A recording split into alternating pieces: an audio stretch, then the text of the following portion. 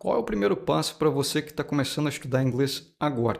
O primeiro passo, por mais engraçado que pareça, é eliminar o verbo to be. Você não precisa aprender esse verbo para começar a aprender inglês. Isso é uma enganação. Isso é uma coisa que foi inventada. A primeira coisa mais importante para quando você começa a aprender inglês é aprender a respeito da palavra the.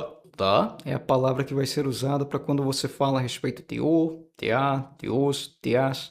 Então, toda vez que você define alguma coisa, fala a respeito de uma coisa em específico em inglês, você vai utilizar a palavra the. E por aí nós já começamos com um padrão bem importante em todo o seu estudo. No inglês, você vai perceber que as palavras, elas acabam tendo mais do que um significado. Elas têm 2, 3, 4 significados diferentes, chegando às vezes até a 8, 12 significados. Mas é importante pensar que isso é para simplificar o idioma. O inglês, por natureza, é um idioma muito simples. E, portanto, o primeiro conhecimento que você adquire nele tem também que ser simples. A palavra the tem mais do que 4 significados. Ela chega até pelo menos 8 significados. Mas o mais importante é a função dessa palavra. Quando você entende essa palavra em inglês, você consegue falar a respeito de coisas em específico. Por exemplo, se você fala the car, essa frase em inglês seria utilizada para falar o carro. É como se você estivesse especificando o carro, definindo o carro. Se você fala a casa, the house, você estaria falando a casa. Você está definindo aquela casa, é a casa. E aí nós também percebemos uma coisa bem interessante do inglês.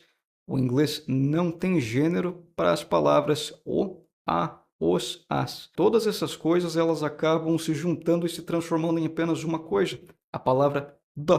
Então, se você fala the cars, você estaria falando os carros. Se você fala the houses, você estaria falando as casas. Com esse primeiro conhecimento da palavra the, você já consegue formar as suas primeiras estruturas do inglês.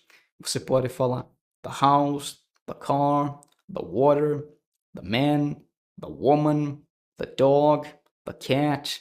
Você acabou de aprender a falar a respeito de objetos específicos, coisas específicas, pessoas específicas.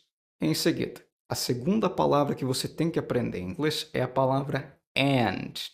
A palavra and é a palavra que você vai utilizar para adicionar mais coisas na sua estrutura.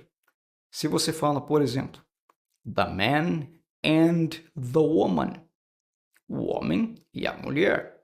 Se você fala the dog and the cat, você estaria falando o cachorro e o gato. Agora, se você fala the dogs and the cats, você estaria falando os cachorros e os gatos. Então, a palavra and, que nós falamos do inglês, no português traduziria como se fosse a palavra e. Ela vai ser usada, então, para adicionar mais coisas na sua estrutura. Qual é a terceira coisa que você tem que saber para conseguir formar suas estruturas em inglês? Você tem que saber falar a palavra a. Mas o que significa a palavra a? O a é uma palavra que vai ser utilizada em inglês para quando você fala de um ou uma. Você está querendo falar a respeito de um objeto, uma coisa. Você estaria falando a respeito de um objeto indefinido. É uma coisa daquele tipo, mas você não especificou como você estaria fazendo com a palavra the, que é usada para falar de o, a, os, as. Tá, mas você não vai utilizar a palavra one.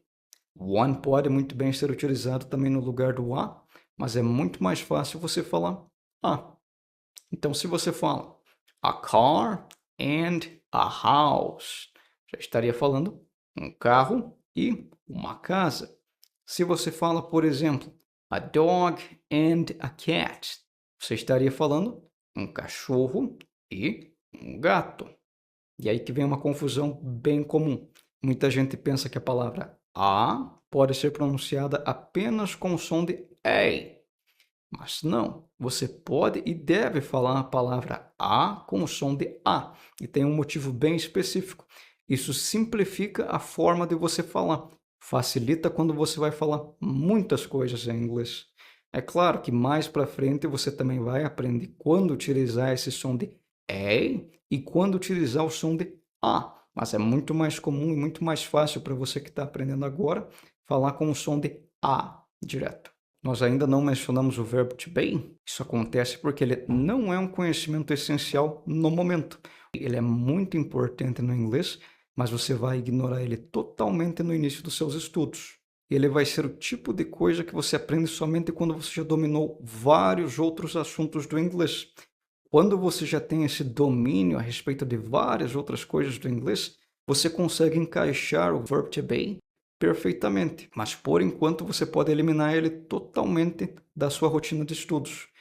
E digo outra, o professor de inglês que começar a te ensinar inglês a partir do verbo to be, ele está fazendo errado.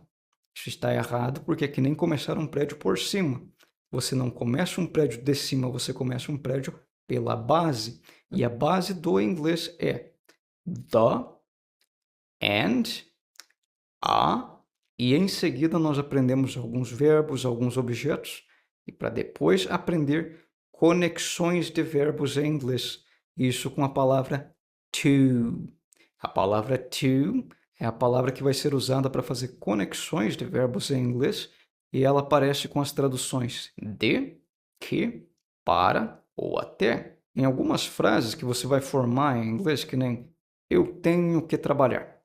Essa frase em inglês apareceria como eu, have, tenho, to, que, work, trabalhar. Então, eu tenho que trabalhar. I have to work. Você tem que saber juntar todas essas informações para saber como criar as suas primeiras frases em inglês. Esse é o tipo de coisa que no inglês isso vai te dar uma base fortíssima. Se você souber formar frases com essas palavras, isso já facilita 100% do caminho para quando você for aprender as coisas mais difíceis do inglês. A sua rotina de estudos vai ficar bem mais fácil quando você dominar esses assuntos no inglês.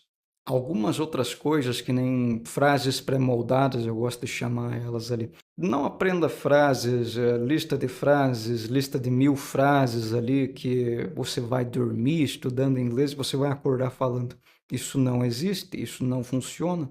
O importante é você saber montar as suas próprias frases, entender a estrutura do inglês e depois praticar muito com essas estruturas até que sempre fique na ponta da língua.